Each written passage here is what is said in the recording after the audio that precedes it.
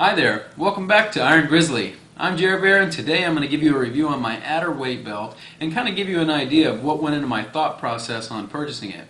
So a couple of months ago I'd been lifting for a little bit, and a couple of guys came up to me at the gym and basically said, hey, if you're going to be doing squats and deadlifts, get yourself a good belt, protect yourself, and it'll also give you a little extra strength.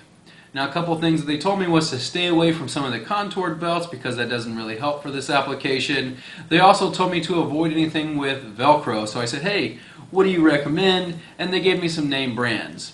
Now, I had a little bit of sticker shock whenever I got back and looked them up later.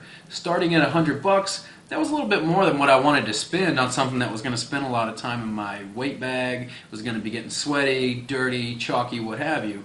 So I started looking around, and you know what? I tried out the contour belt from another guy at the gym, tried out a Velcro one, tried out the really thin leather one that's also happens to be contoured but isn't Velcroed, and came up with the idea, hey, that's not going to get it. I'm going to need something a little more sturdy and robust than this. So went on Google, started looking around, and came up with the Ader weight belt, which is what I have here in front of me.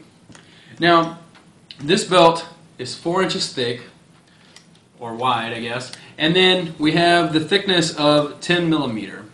So the name brand belts that I mentioned, theirs was 13 millimeter, but aside from that, it pretty much looks the same. I mean, it has this great strong steel clasp and the double prongs and all this stuff, and I've been using it for, what, 3 months now, and it still looks pretty good and it's still in good shape. I mean, I use it 3 times a week for, squatting, deadlifts, overhead press, so it gets a lot of use. It gets thrown around in my gym bag quite a bit.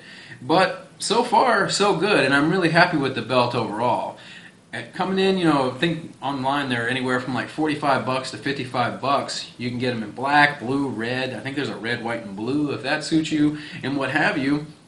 And I think it's awesome.